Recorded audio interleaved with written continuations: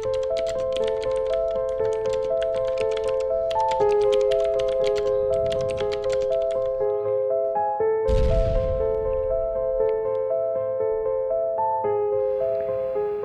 datang kembali di channel Bumi Misteri.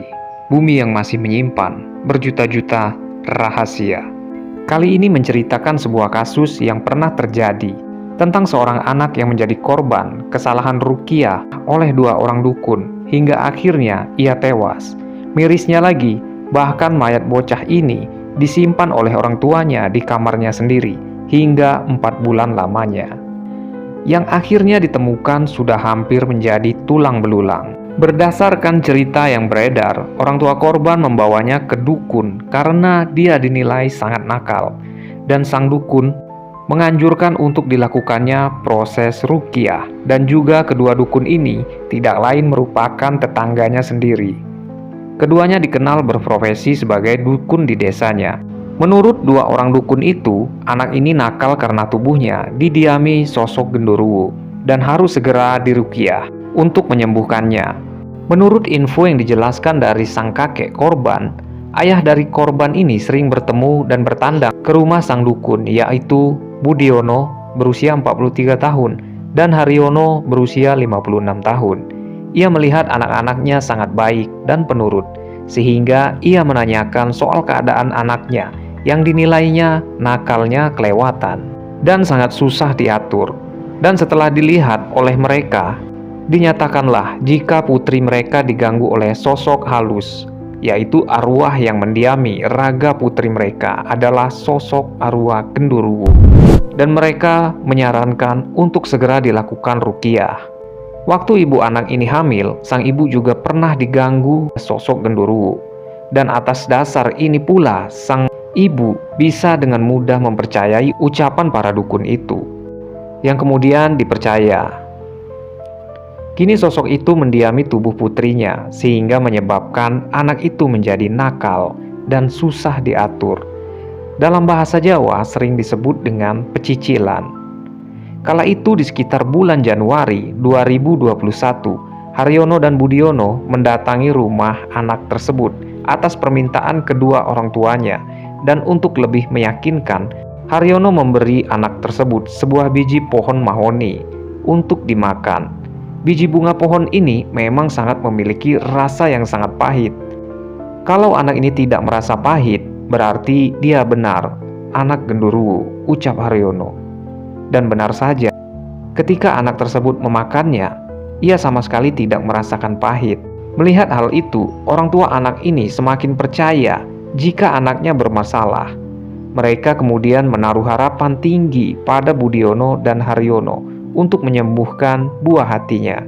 Menurut sang dukun, ritual ini harus dilakukan dengan cara menenggelamkan bocah ini di bak mandi hingga ia tak sadarkan diri. Sebenarnya, orang tua anak ini sempat ragu. Namun, karena terus diyakinkan oleh para dukun itu bahwa itu adalah satu-satunya cara merawat anaknya dari keberadaan genderuwo itu, akhirnya mereka pun menurut saja. Kemudian ritual menenggelamkan anak ini pun segera dimulai. Setelah beberapa doa-doa dibacakan, dalam hal ini Budiono yang mengambil peran. Menurut pengakuan dari dukun-dukun ini, anak itu dimasukkan ke bak mandi hingga 4 kali. Pertama tidak apa-apa, kedua dan ketiga juga tidak apa-apa, hingga yang keempat kemudian mungkin karena terlalu lama, anak ini menjadi tidak sadarkan diri. Dan belakangan diketahui saat itu ia telah meninggal.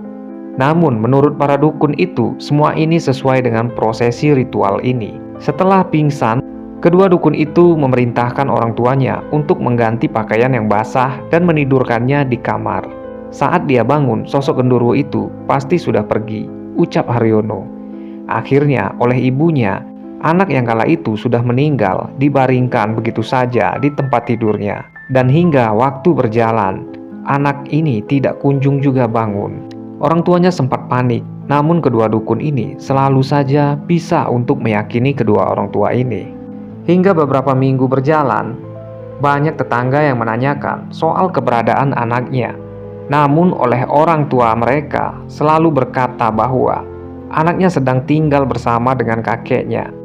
Namun kepada kakeknya, orang tua anak ini juga pernah berkata, anak ini sedang ditempeli sosok genderuwo, hingga membuatnya harus diobati dengan melakukan sebuah ritual.